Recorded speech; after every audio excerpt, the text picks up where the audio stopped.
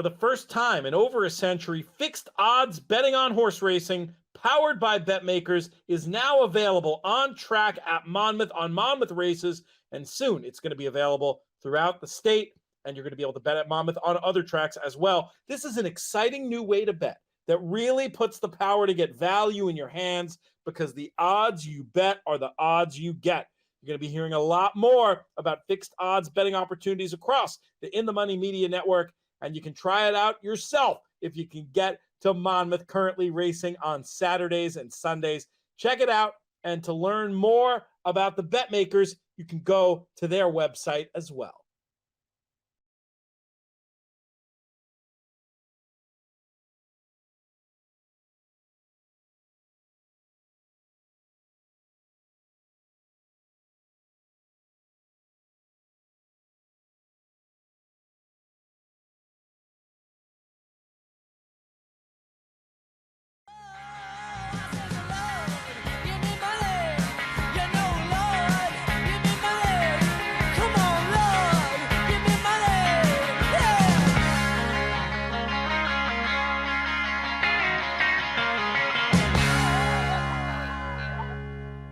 Hello and welcome to the In the Money Players Podcast. This is our show for Monday, May 16th. I'm your host, Peter Thomas Fornatale, back with you in the Brooklyn bunker once again. We kick off this show, which is going to have 3 segments total, with somebody who was on here last week. Of course, we recorded this whole thing looking forward to the Preakness Stakes before the big headline of the week, then dropped about Rich Strike going to be skipping this opportunity for the Belmont Stakes. Oh, well to that. But we still got an interesting race, and we've still got well, she's actually from the hotel room now, but this morning she was on the grounds at Pimlico. Naomi Tukker, our Maryland correspondent, the host of Talk Racing to Me, and a frequent guest on this program. How are things, Naomi? Very well. Yeah, unfortunately, we did just hear another horse that won't be lining up in the Preakness in Un Ojo. So that's a bit of a shame, but still looking forward to drawing the post positions later this afternoon for the Preakness Stakes, as well as the Black-Eyed Susan, which is actually shaping up to be a very, very deep field of talented fillies. So also looking forward to that one. But of course, the middle duo of the Triple Crown, very excited to be seeing the likes of Epicenter. You know, I'm very glad that we'll be having him here. Hasn't arrived on course yet. Also, early voting course for trainer Chad Brown, which is a horse that is following a similar path as Cloud Computing did when Cloud Computing won the Preakness Stakes in 2017. So still plenty of intrigue and interesting sort of possible setup in this year's Preakness. There definitely is, and we'll run through some of the key contenders in a little bit more detail. As you point out, we don't have too many horses on the grounds just yet. We will be having past performances, though. What can you tell us about the draw? I assume you'll be all over this one. It's happening later today, right?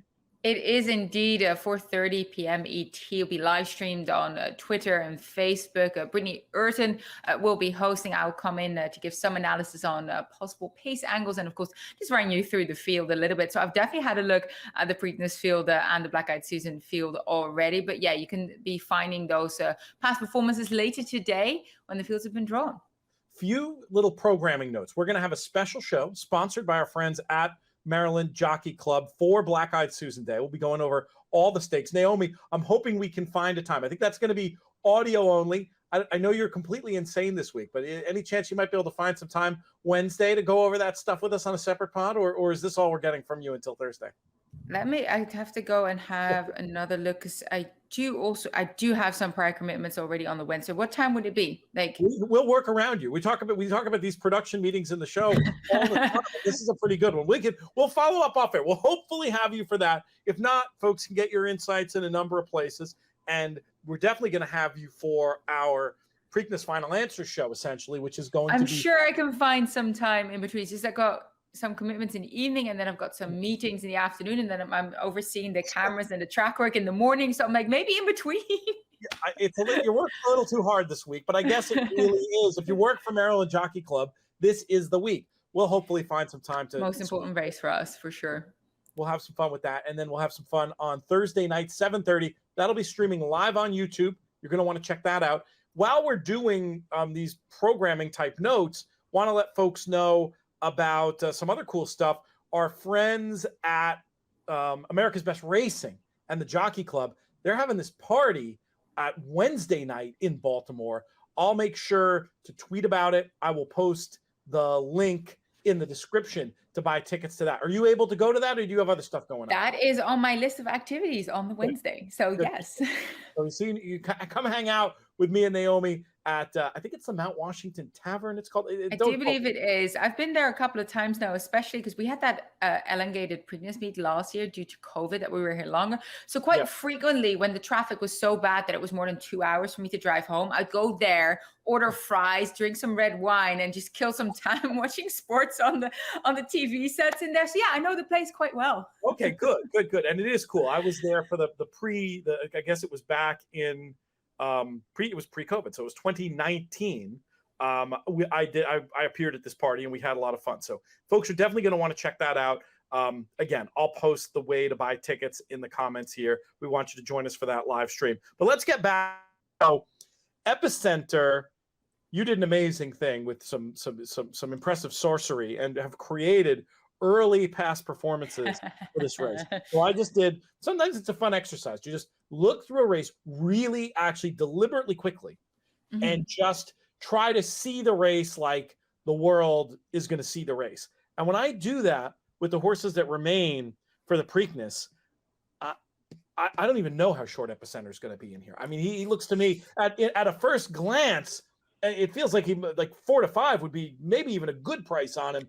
What do you think? What price is Epicenter going to be? How big of a favorite are we looking at here? Oh, unfortunately, I think you are in the right vicinity there. I'm hoping that he's not going to end up shorter, but the fact that we do have a total of 8 horses now lining up isn't going to help with his value. It would have been great to have a couple of more horses in there, but it is the way it is. Look, Epicenter looks incredibly strong in here.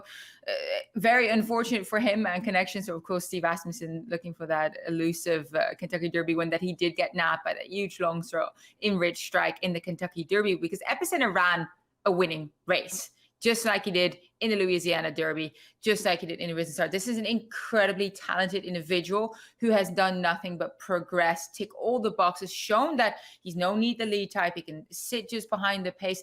This horse literally will do whatever you want him to do. And I spoke with Steve Asmussen, and he was saying how proud he is of the physical specimen that horse is and how he's been able to develop. It has nothing but praise for this horse. So I find it really hard to go against him, because when I was doing the PPs, I actually like to put them in order of possible speed. So I had early voting, perhaps on paper, being the fastest early. Epicenter very fast early too, but he doesn't need to go to the front. So it could be perhaps early voting, or we're going to talk about him in a second, Armagnac, the late addition here for Tim Yak team, who seems to be running better when he's at the head of affairs than when he's kind of taken back, as we saw in the Santa Anita Derby. Drayden Van Dyke took him back. He was fighting him a little bit, and hence perhaps didn't perform as strongly, but who knows? He was also going up against the likes of Taba and Messier. So very intriguing how the pace setup might be here, because I also spoke with Chad Brown, and he said with early voting, they would actually prefer to possibly have a target for him to chase.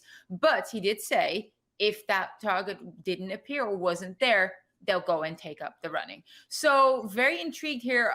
Looking at it so on face value, I'm thinking it might just be the California-based Armagnac that will go to the front, because he's so comfortable being on the lead. And Epicenter, Joel Rosario, just being patient, or perhaps, depending, of course, on the draw, sitting on the shoulder, pressing, sitting on the tail, and early voting just next to that kind of first flight, just behind the leader as well. So really intrigued to see how the draw might play a role in that, and who will end up leading. But of course, it isn't going to be a pace like we saw in the Kentucky Derby with Summer Is Tomorrow, Dubai-based runner, Crown Pride, the Japanese invader. They went very, very fast, and we don't have any types like that lining up and that will be doing that. At least that's my expectation. Then again, anything can happen, as we saw in the Derby. Armagnac's an interesting runner to touch on, who we didn't talk about at all in our last video, because he was a bit of a surprise entrant in this race. The figure from the last race, I've seen different figure makers having it a bit all over the place. He looks a bit slow, but it is possible that number is a little bit faster than what we're seeing. And you can't help but notice that maybe his form is a little bit darkened up, you could say, or maybe it's more accurate to say it's a little bit better than it looks, given how sharp Forbidden Kingdom was when those two met. And then, of course, Taiba. I think we can excuse Taiba's run in the Kentucky Derby off all the too much too soon angles, etc. He ran into Taiba when he was very good. Not going to have to deal with either of those rivals. Obviously, Epicenter, belongs squarely at the top of this market. But I don't know, is Armagnac maybe good enough to have a say not just in the pace, but at the finish? What's your gut on him? I mean, my initial gut feeling when they said that they were going to point him here, SF Racing, of course, and Starlight Racing, saying he's just in the the upswing. This is the right time. We're going to take a shot. I thought, wow, possible pace injection, like I just described. This horse is certainly going to have something to say early. Is he good enough to have something to say late when going up against the likes of Epicenter and perhaps early voting? Not 100% sure, but I do think that he's a fast improving individual. He gets Irad Ortiz on board, 3 times Eclipse champion rider, which we know means he's going to be aggressive with him. And Irad Ortiz has never won the Preakness before, ran second with Midnight Bourbon in last year's renewal. Of course, he wants to win one. Armagnac has to take a step forward, but I don't think that's beyond the realm of possibilities, although Epicenter does look like a very, very tough runner to beat in here. Sometimes when you have a really short-priced looking favorite, another exercise I'll do is say, okay, I just know the crowd is going to cotton to this runner, and I know it's going to be very hard to get value. Now, I'm not saying that's the case with Epicenter. I think he still may well end up being my selection and the horse that I want to key around. But just for an exercise, take a look at the race as if the favorite wasn't in there, and then who you might be able to make an interesting case for. For me, that horse in this race, the horse that I go for when I do that exercise, the horse I go from wanting to beat because of the attendant hype that she will have, to tip my hand. But like Secret Oath just starts to look really, really good in this race, and maybe too tough to make any kind of stand against if Epicenter doesn't, if the real Epicenter doesn't turn up. Not if he doesn't make the start again. I think he will, and I think he's going to run well. But we're having some fun here and going through different exercises. Secret Oath starts to look as good as anything else signed on in this spot. I mean, is this? I kind of wanted to be against her, but actually looking at the PPs in front of me makes that game a little bit harder. What are you hearing about her? I know you've had a chance to interview Dwayne Lucas several times. What are you hearing about how she's doing? How do you think she's going to perform on Saturday? Unfortunately, I haven't heard that much about her in the last couple of days. Of course, I was there in the Kentucky Derby listening to Dwayne Lucas. I haven't been able to catch up with him since, but I know she'll be arriving later today, hopefully 4 p.m. ETA. So really excited to see how she's looking coming into this. What I do know is that when we had Swiss Skydiver coming in against authentic Kentucky Derby winner, nobody was really giving her that much of a chance. They thought she was up against this. I'm not making that mistake twice. So Secret Oath, looking at the race she came out of, the Kentucky Oaks, we knew how strong of a renewal that was, with multiple unbeaten fillies in there, as well as the champion 2-year-old filly Echo Zulu. That was a tough race, and Louis Size just did everything right. With the pace setup that is expected in here, we've already talked about possible early voting, Armagnac, Epicenter might just press. How about even Creative Minister, who actually hopped at the start last time out, ends up sitting behind the leaders, but has got a little bit of pressing ability if needed. I think Secret Oath can sit that perfect trip behind them again. Louis Size was so patient on her in that Kentucky Oaks. Such a masterful ride. Just letting her sit back, saying, don't worry, mama, we've got time. Moving her up on the outside. And when they slowed down on the backside, she closed in that space. Just a perfect textbook ride. Secret Oath certainly is capable of going against these. We saw that in the Arkansas Derby. Unfortunately, things didn't go her way, but she belonged there. She absolutely held her own. And I think that is the case again this year. And of course, she is hoping to become that 7th Preakness victress in 2020 Swiss Skydiver. 2009, Rachel Alexandra was able to do it after such a long drive. I think it was 85 years, 1924. Nellie Morse was the last one to have bested the boys in the middle due of the Triple Crown before that. So it'll be a wonderful story. And I do think that she's up to the task. So much has been made, and we're going to have a whole show on these airwaves tomorrow debating the structure of the Triple Crown and how it's evolved over time and whether or not the 5 weeks is still the right thing. And part of I the have case, strong opinions on that. well, we'll bring you in. Okay.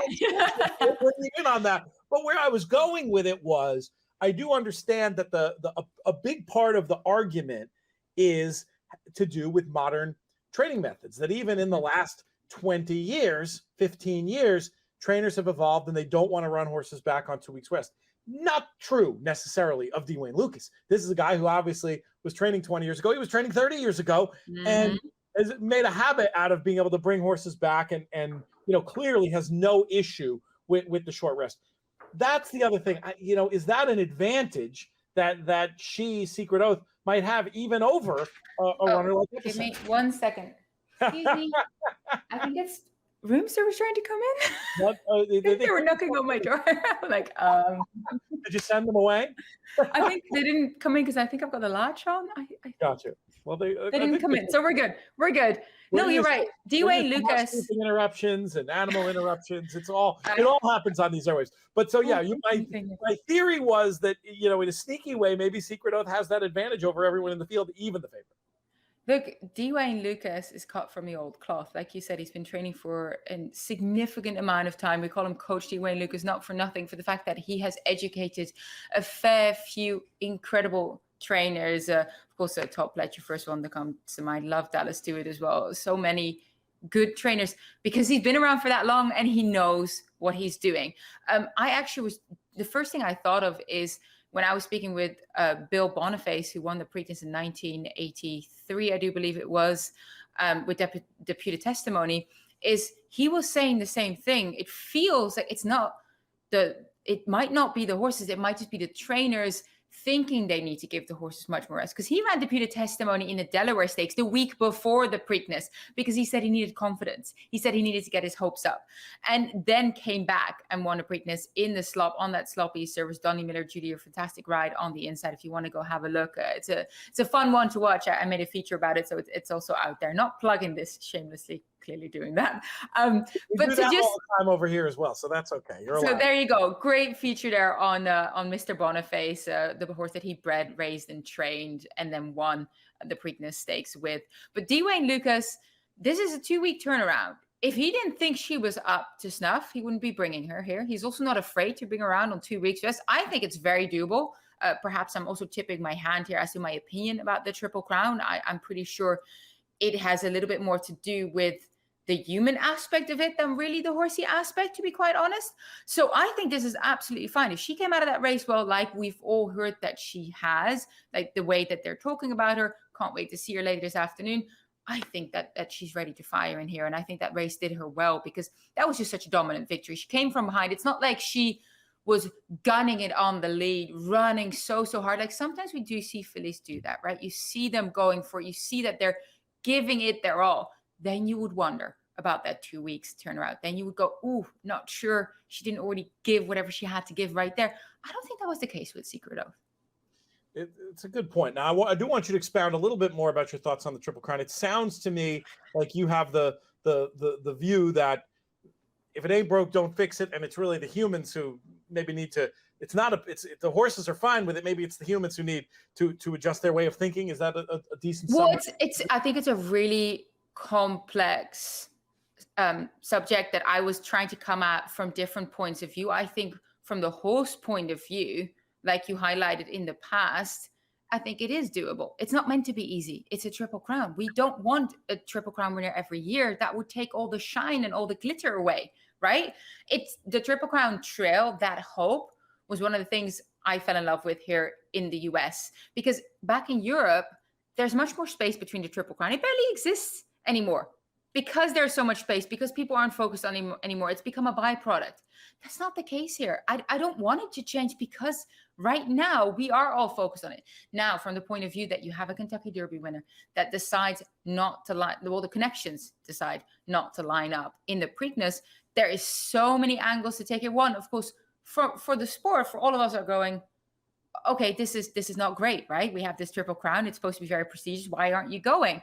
But on the flip side, we have that sentiment of do what's right for the horse, do what the connections think benefits the horse's campaign the best. They have every right to do that. So there's two sides to the coin. One of it, are we annoyed with the connections that they aren't going because in our minds, perhaps it isn't good for our sport, right? It isn't good for our product. Well, unfortunately, fun fact, the sport isn't paying the bills for that horse, right? The sport isn't supporting them when things go wrong, when things don't turn out. So they have every right to say, we aren't going to do it. Perhaps this isn't for us. If we as a sport want people to go and want people to, we have to start thinking, how are we looking after the participants in our sport? How are we encouraging this? How can we support them? And if 1 year after maybe a couple of years or a decade or more that we haven't seen that Kentucky Derby isn't going to the Preakness, that is okay. I don't think it damages our product as much as everyone thinks it does. I don't think that calls for a huge overhaul of the product. I don't think that means there's anything wrong with the Triple Crown. I think it's just a harsh reality of the fact that, are we putting the sport's interest, are we looking at from this collective point of view over the individual that doesn't owe anything truthfully to the sport, aside from the fact that, they had an incredible story, incredible Kentucky Derby win. That was amazing, but they got there on their own accord. So I'm really sort of in between on this, but the one thing that I have made my mind up is that I wouldn't change the Triple Crown because I don't think there's anything wrong with that. I think it's more the complexity of the public view and us as a sport and how are we treating one another? How are we looking after participants? And is it that fragile that one Kentucky Derby winner not going to the Preakness is going to diminish the Triple Crown? Not in my mind.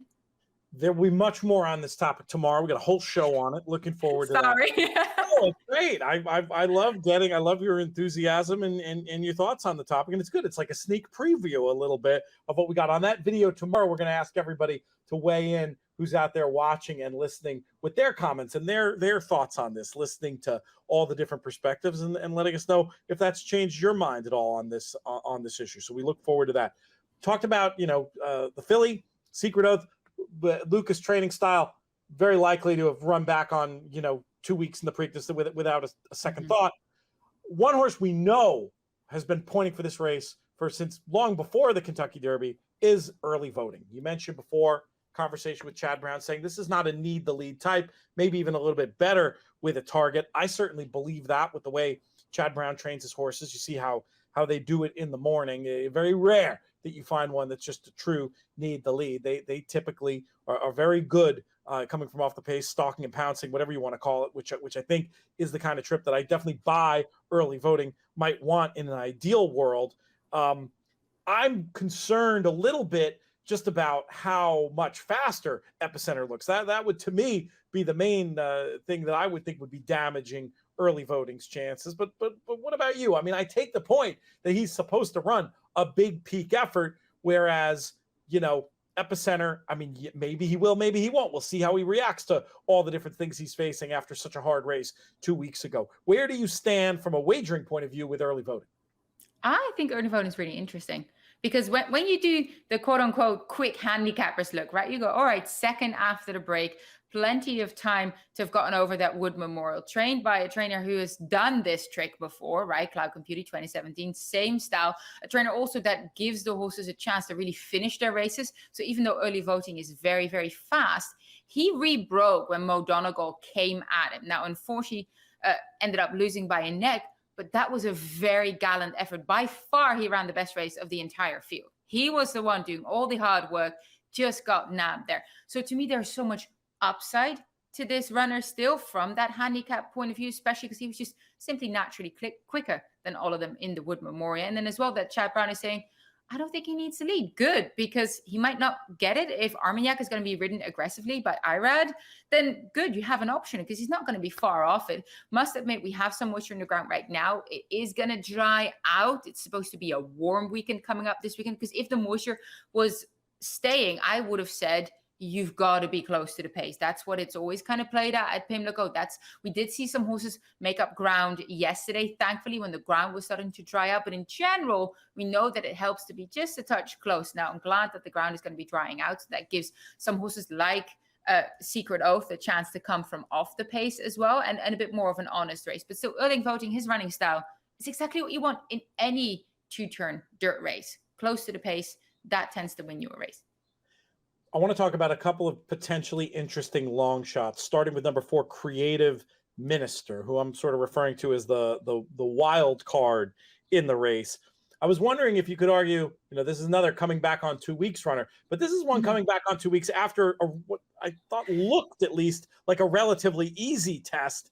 Another one where I've seen different estimates in terms of how fast that last race was.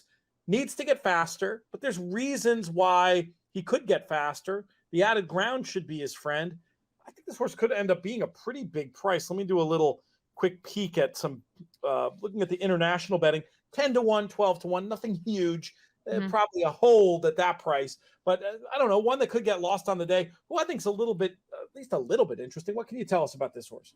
Well, of course, Kenny McPeak is the one to be firing big shots like he did in 2020 with Swiss Skydiver. I remember talking with him and he was saying, we're here to slay elephants, not mice. We're here to take on the big boys. They supplemented Creative Minister for 150,000 plus a couple more grand in terms of entry fees as well. So no minor feat, and hence in my books, that signifies that Creative Minister's camp is very confident going into this, because why else would you be putting up quite a bit of your own money? I looked at that race, the allowance race at Churchill Downs. I was there that day, which was fun, but it's better to watch it back. Like you see it, it's kind of quick. He jumped up at the start. That's what I noticed, and ends up just sitting behind the leaders comfortably in the end. I do think he has naturally a little bit more speed than what we saw that day, because he didn't break as cleanly as you would have hoped. Fans wide and just charges down, much the best. They're much improved performance. Bested a couple decent enough horses in there. Of course, no world beaters like what you would have seen in the Kentucky Derby. So in terms of his class level, is going to be taking on the big boys here, especially what we said, Epicenter, the Kentucky Oaks winner. But that was a welcome improvement for Creative Minister. Such an improvement that they're taking a shot here. And when you look at his pace figures, he jumped up significantly to that 92 buyer. Is he interesting at that 92 with possible improvement? Yes. Do I see him winning? No. So I think that kind of shows it. Yeah, that makes sense. You can respect it, but you're not necessarily on board. Skippy Longstocking will be a bigger price, and is another one that I'm a little bit interested in. And this is a form play as much as anything else, with the Wood Memorial form line looking like a pretty solid form line. With Zandon and Mo Donegal didn't exactly run badly either, when you consider the ground lost in the Kentucky Derby. This horse was third in there with a trip, steadied at one point, had to go wide. Another one, I mean, I could say the same thing about a few of these horses. Doesn't look, is not, we'll just go ahead and say it, is not fast enough to beat the A-game Epicenter, but going beyond the quick look at the PPs and putting a real handicapper form studier's hat on, I think could be a little bit interesting to get somewhere at a big price, just based on form and the fact that this one has also had some time to continue to develop, and a month can mean a lot with a 3-year-old. Has this one been on your radar? He can kind of, he feels a little bit like the type that would sneak up on you in third or fourth. Of course, we're looking at an 8-horse field, so that's probably already an easier feat to do. Skippy Longstock, I was looking at that race.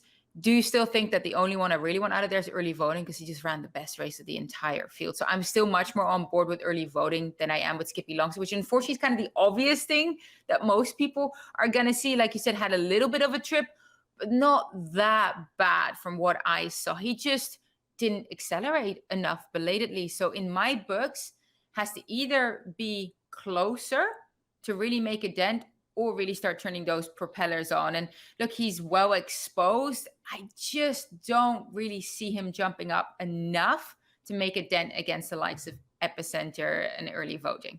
That's an interesting point about him being exposed, having all those career starts. I will sometimes forgive that with a young 3-year-old from whom I see signs of improvement. I mentioned Zandon as part of the Wood form line. That's actually going back to the intersecting form lines from the Remsen, and it's really based on Mo Donegal running well that I was talking about, the Wood form, and what Zandon's done, has reflected on that form with his subsequent achievements that I was attempting to express there. Yeah, we've almost gone through them all, and we've got a couple of minutes left. So very quickly, let's touch on Simplification, runner who ran a very big race in the Kentucky Derby to be fourth. I feel like he was flattered, and I feel like he's got a very different situation here.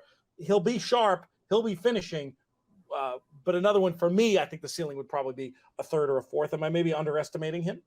No, I agree with you there. Although I did speak with trainer Antonio Sano this morning, he's quite bullish. I said, oh, you're getting your Hall of Famer Johnny Velasquez to come on board. Johnny wants to win one. He's been second 3 times now. Of course, closest in 2020 by that small margin with Authentic versus Swiss Skydiver. And Antonio answered going, yes, he will get his win this year. So I'm like, okay, all right. I like the confidence. He said that they figured out simplification a little bit better now. In the Florida Derby, they ended up being much closer to the pace. I think they wanted to give that a go. They wanted to see how he would react to being asked to be much closer. And he came back saying, that doesn't work for him. We need him to be allowed to find his own stride. He's going to probably sit mid-pack. That's what he already suggested this morning. And then he's going to come with a run belatedly. And I know that Johnny V will be an expert at timing that. Can he sneak up on you? Sure. Has to. Look, he's consistent in his figures, right? He's just about thereabouts.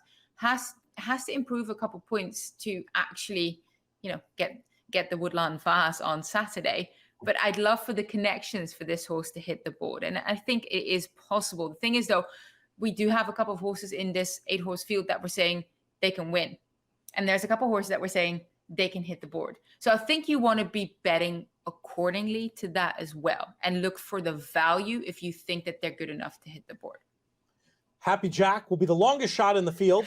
I'm pretty confident in that, though I guess it's not necessarily true given how this horse was bet. I mean, his trainer was describing him as a good shot, but a good 50-1 shot basically going into the Derby, and the horse 20-1. Everybody knows somebody named Jack, so I guess that has something to do with it. Maybe he'll be overbet again.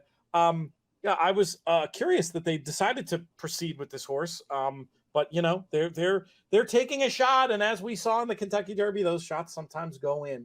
What do you make of Happy Jack? Well, and apparently Tyler Gaffalione is supposed to take the ride as well, who's, of course, 1 from 1 in the Preakness with War of Will in 2019. That certainly helps. I think Happy Jack was supposed to be named after former assistant to Doug O'Neill, Jack Sisterson, who's now, of course, the main trainer for Calumet Farm, owner and breeder this runner here. So that's a little cute backstory. Blinkers go back on now. They took the blinkers off in the Kentucky Derby, trying to see if that would give him that kind of boost, reverse his form, if you will. Didn't work. Clearly, as we saw the results, and Doug O'Neill mentioned as well, blinkers go back on. He's a grinder, as coined by the O'Neill camp themselves. Needs to be closer to land the blow, and they hope that the blinkers are going to do the trick. I just don't think he's fast enough. I'm afraid he hasn't shown it to me yet. Yeah, I agree. Connections will hopefully have a nice day out. We'll see what this horse can be. And I have heard the story about him being named after Jack instead, but I can't shake the idea that it's and this reference is before your time, Naomi, but a hunch play for fans of The Who. I don't imagine you heard much of The Who growing up. No, I have no clue. What is that, a TV series? That's Doctor Who. This is The Who. Okay, yeah. Awesome song called Happy Jack. You can check it out later. You'll enjoy it. Before my time. You're doing a Ron Flatter on me here. He did that too with like a gazillion references, and I'm sitting there going, I'm sorry, I don't know. Yeah, but we'll get you. We'll start quizzing him on Holland football, and you'll put him to shame. So exactly. It cuts both ways. So, all right, Naomi, this is great. We're going to see you hopefully 2 other times, actually more than that if you include the party. Lots of stuff from you. Anybody who wants the latest news and a real window to what's going on at Pimlico, be following Naomi on Twitter at Naomi Tukker. That's Tukker. We'll talk soon. Hey, talk soon. All right, good stuff. And we can segue directly into the next segment on the show, because we have with us Tyler Frausto from Santa Anita First Racing, who is here to join us now. How are things, Tyler? Everything's great, Pete. Just getting ready to head out to Pimlico myself in a couple days. Oh, fantastic. That's great that you're going to be there. I know that there is a contest folks very excited about on the heels of your Kentucky Derby contest that was a big success. The Preakness Challenge is coming up. What can you tell me about how folks can get involved, what the races available are going to be, all that good stuff? Awesome. So for Preakness, it's going to be a little bit different. It's going to be at Santa Anita as well and on Xpressbet. So unfortunately, due to some technical issues, we cannot host it on site at Preakness itself in Pimlico. But you can play on Xpressbet or at Santa Anita. So for the tournament, it's a $1,500 buy-in tournament, or you could earn your way in. I know a handful of people already have on horse tourneys. We also have 2 feeders leading up to the tournament on the 19th and the 20th.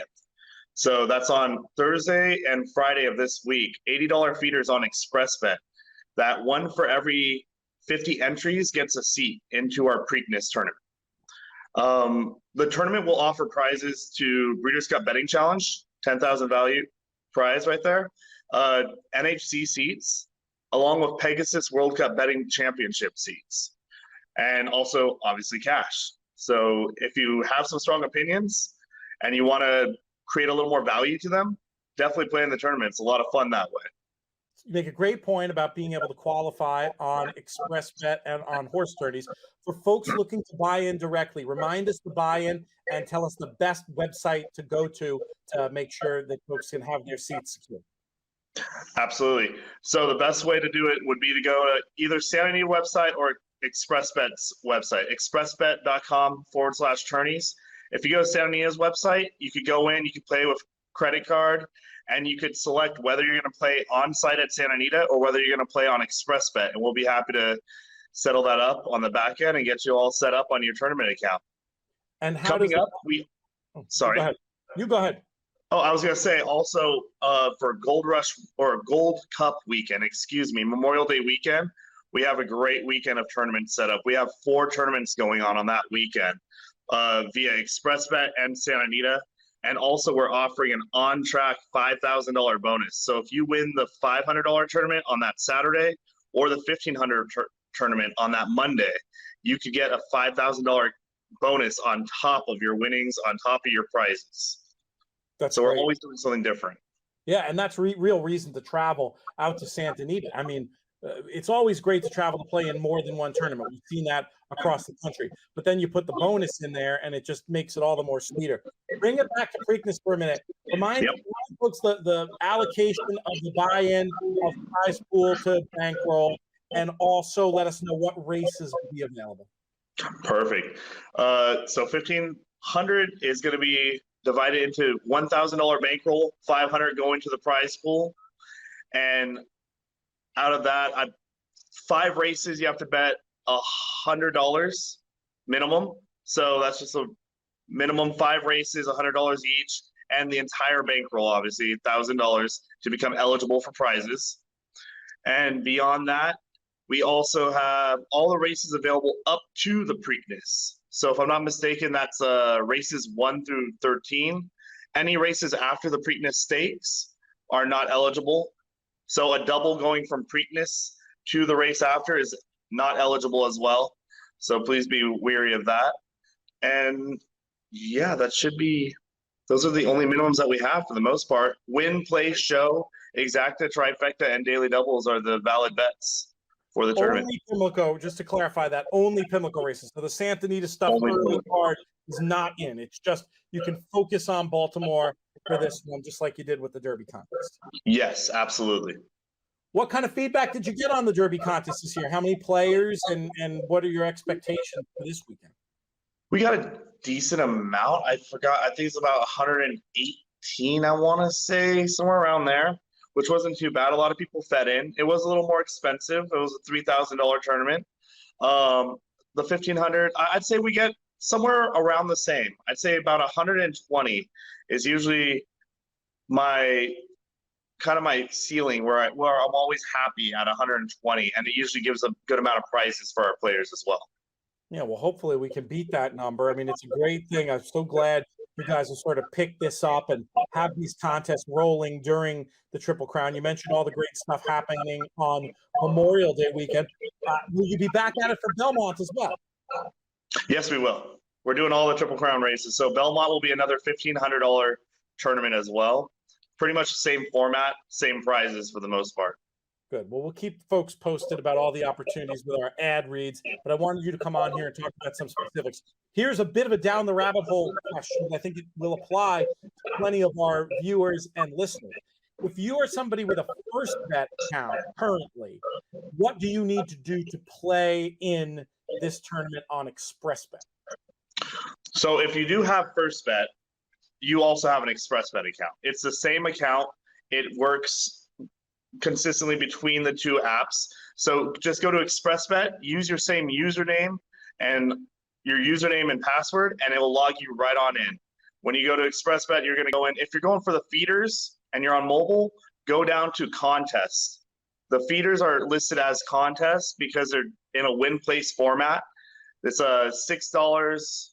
What is it? I think it's $6 win place. No, it's less than that. $5 win place on 5 races of your choosing. So you're obviously trying to find the best value. And on the tournaments, you're going to go into the desktop page and sign up. And once you sign up and enroll, it will get you all set up. You log out, and you'll see right there you have your normal account and your tournament account, and you can click which one you want to use. Perfect. I'm so glad. I believe that's easier than it once was, and it represents a real improvement. Folks wanting more from Tyler, you can find him on Twitter at Wagering Tyler. If folks have specific contest questions for you, Tyler, where should they reach you? What's the best way for them to ask this question? Twitter works, or you could always email. You could email either Xpressbet or call customer service at Xpressbet as well. So there's an Xpressbet hotline. I believe it's the 877 number. You can find it on their website, and the customer service team will be happy to help you out. Great. And, anybody who gets stuck, if you're our listener and you need some help getting in touch with Tyler, reach out to me as well at Loons Boldly on Twitter or through the contact page over at inthemoneypodcast.com. Following the work that Tyler's been doing with great interest, really excited by this contest program, not just for these Triple Crown days, but for great occasions through the year, including these 4 different contests on Memorial Day weekend. We'll be hearing more about those. We'll be hearing more from you soon, my friend. Have a great weekend, and I look forward to seeing you in Baltimore. Thank you, Pete. Sounds great. See you then. In the Money Media are also very happy to be partnering with Lone Star. A few things I want to highlight about this Lone Star meet. A couple of player-friendly wagers daily. A player's pick 5, 12% takeout. 75% of that gets paid to the 5 of 5s. Or carried over, and 25% daily consolation. Cool way of doing this, and a chance to get paid with 4 out of 5 while still having a chance for carryover. Love that. The Lone Star 6-shooter, very similar specs, 12% takeout, and once again, you can have a carryover. You're also going to get a conso for 5 out of 6. Also, $50,000 guaranteed late pick 4 every Sunday, and then 2 days to pay attention to with opportunities to win NHC seats added to the prize pool. Some of the best ways to get NHC seats all year are at Lone Star. One day you want to pay attention to Lone Star Million Day. That's Monday, May 30th. 6 stakes worth $1.2 million and an NHC tournament with 1 in 10 odds, $2,500 buy-in, and that's all bankroll. The prizes are added to it. You can qualify now on horsetourneys.com. Also, save the date, Saturday, July 16th, Summer Turf Festival. 4 stakes totaling $750K, all on turf, and the tournament with a $1,000 buy-in and seats added. To learn more, go to LoneStarPark.com. Next up on the show, returning guest. He is coming to us from Woodbine, where he just nearly drowned in the parking lot due to some flash flooding, but he seems okay now. He's here to wear a different hat, his hat that he wears from time to time around here for the JRA, talking Japanese racing with Klaus Ebner. Klaus, how are things? Good morning, Pete. How's it going? Things are very good. We were very excited to wake up Sunday morning and see that Sodashi is back. What do you got? What do you got for me here? You look like you have a prop. There it is, the calendar with the picture. What an exciting race that was. Give us your little quick recap of what Sodashi accomplished the other night. Well, I think the big thing is just more of a redemption for Sodashi. They've tried a few things with her. They've tried going a mile and a quarter on the turf when she tried the 3rd jewel of the Triple Crown last year. Her pedigree and breeding suggested that she wanted the dirt. They've tried that 2 times now, and I think they kind of said, enough of that. She is certainly not the same on dirt, despite the fact that her bloodlines say that she is a dirt horse. But she returned with a vendage on Saturday, Pete, or Sunday morning, if you want to call it that. And she disposed of a very talented field of older fillies and mares in Japan in the Victoria Mile this past weekend. And you know what? I think the big thing I can say is the fact that as a handicapper, this totally eluded me. And one of our co-friends, Alan Carasso from the TDN, he brought it up and said, well, actually, she's undefeated going from a mile to a mile and 1/8 on the turf in Japan. So there we go. I know I dropped the ball on that one. I wasn't. I kind of threw in my unicorn and said unicorns aren't real, but sure enough, she turned up on Saturday or Sunday in Japan, and she she laid a whooping on that field, if you want to call it that.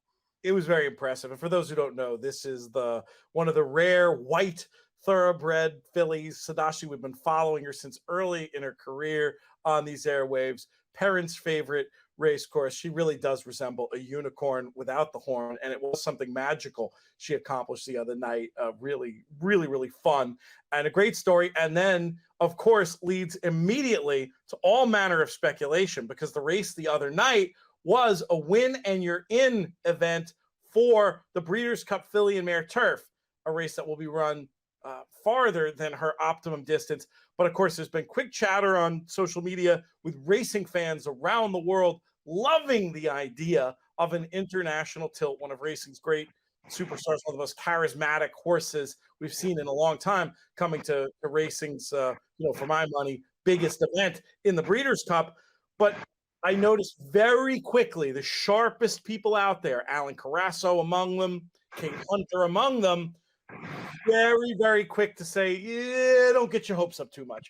But what's going on here? Give us the lowdown. Do you think, we'll start with the most important question. Any chance we see her at Keeneland this fall? I'm not saying there's no chance, Pete, but to echo what Alan and Kate have been saying to everybody, I think everyone needs to kind of cool their jets. And if you want to see Japan, I know that the travel restrictions, they've announced them there, they will loosen. So your chance of seeing Sodashi will be to get on a plane, hop across the ocean for 12 to 13 to 9 hours, wherever the heck you are in North America, and that will be your best chance of seeing Sodashi. In my honest and humble opinion, the connections do not travel very often, if at all. Mr. Kaneko and his holdings, if you will, as a racing entity, don't send horses to foreign jurisdictions very often. I think it's been 5 or 6. They have sent a few in the likes of, To the Victory, who competed in the Dubai World Cup. I know they also had a few others in there, like Deep Impact. Obviously, that's the most obvious one that went to the Arc. But really, leaving Japan is not his thing. He loves seeing his horses run in Japan on local soil. And you know what? The money makes sense to stay in Japan. So it's a lot of risk to not much reward outside of the prestige. And I think they really, in this case here, my gut feeling is that they're going to aim for the Yasuda Keenan, which, again, may come up a little too soon in a few weeks. But really, I think the goal for her will probably be the mile championship in November. And then from there, they'll kind of, decide what they want to do, whether they might go to Hong Kong. Because, again, in my opinion, I feel that, the mile to mile and 1/8 is really her key distance. Could she stretch out to go the mile and a quarter distance? I believe it's mile and a quarter this year for Breeders' Cup Filly Mare Turf. I just don't think that's her forte. She prefers a shorter distance.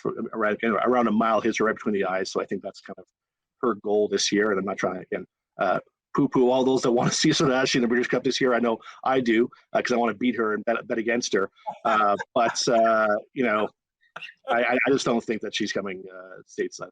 I get it, but I will say, when you cite those, fairly high-profile examples of the connections have opting to ship out and run in the past, the Dumb and Dumber quote comes to mind. So you're saying there's a chance. That's enough of a sick optimist as listeners and viewers know that's where my head goes.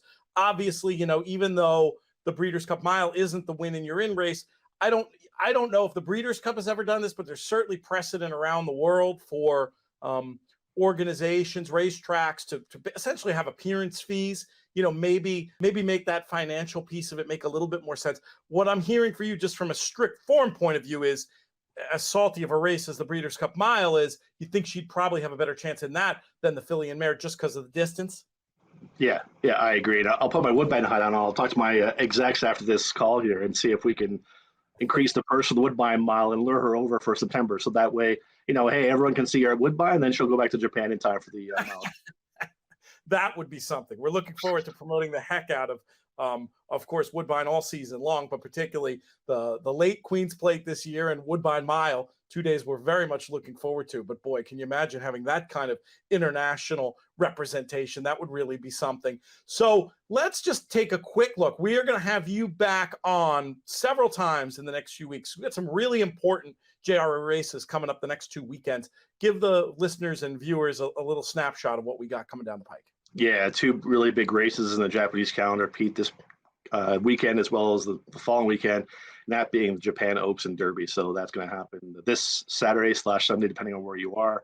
And then next Saturday and Sunday is really, that's the big one in Japan. That's where we see if Geoglyph can continue his dominance. He showed that in the first leg in the Setsuki show. So yes, lots of great 3-year-old racing. So our Triple Crown's gonna take a the second jewel's happening this weekend, but then in Japan you're gonna have some sort of flavor in between while we wait for the Belmont to happen in a few weeks. I love it. And obviously you'll be on here talking about that. And I don't know, production meeting in the middle of the show. I like these recap segments. After some of these big races, maybe we have you come on the Monday, keep the narrative going. Let us know what happened. Maybe, I don't know, will the JRA let us show any video? Are they very protective of that? What's the story there? Yeah, we'll get it cleared. I don't see an issue with that, Pete, if you want to show a recap or replay. I think it'd be really cool. I just think that it's, obviously people who are playing love to hear the preamble and the tips, and you guys have done a phenomenal job, both on these airwaves and over at inthemoneypodcast.com covering this stuff. But I think there's something to be said for the idea. We might get that many more people intrigued if they can see what we've been talking about, and we don't just drop the story. We keep it rolling early in the week. If you're game, I'm game. Let's do it. All right, good stuff. I'll be in touch with you about coming on later in the week as part of our Preakness Day simulcast show, and enjoy your week until then, my friend. Thanks, Pete. Take care. That's going to do it for this edition of the show. We'll thank Klaus Ebner one more time. We'll thank Tyler Frausto and, of course, Naomi Tukker. Want to let folks know that we've got some great stuff coming up this week. I told you about it before, but I'm going to tell you about it again. We've got our live show, 7:30 on Thursday. We've got this America's Best Racing Party on Wednesday night. In the description of the show, you can find a link to buy tickets to that. Naomi will be there. I will be there. Should be a lot of fun. Check out the free newsletter. Best way to keep up on all the great content we've got cooking here at the In the Money Media Network, inthemoneypodcast.com/email. And also, if you want even more, inthemoneypodcast.com/plus. You can find out about our plus service, digests of all the picks on the various Players Podcast shows. Lots of extra content as well. Extra content in the free newsletter too. But anyway, you know where to go for that stuff, and we hope you check it out. Let's thank our founding partners. Thoroughbred Retirement Foundation. Few bottles of whiskey left. Go to trfinc.org/players so you don't miss out on last year's offerings. Couple of cool things over there. You make a donation, we send you a gift. Just like published television, but with booze. I botched that line, but let's just leave it in. Friends at 10 Strike Racing, around here how we love to root for the purple and black. Get to see Marshall Graham this weekend. That is going to be a lot of fun as well. Most of all, though, I want to thank all of you, the listeners and viewers, for making these shows so much fun to do. That is it. We are out of here. We will thank Craig Gorbanoff for a particularly challenging stitching together edit on this show and all the fine work he's been doing lately. Our business manager is Drew Coatney. Our chief creative officer is Jonathan Kitchen. I'm Peter Thomas Fornatale. May you win all your photos.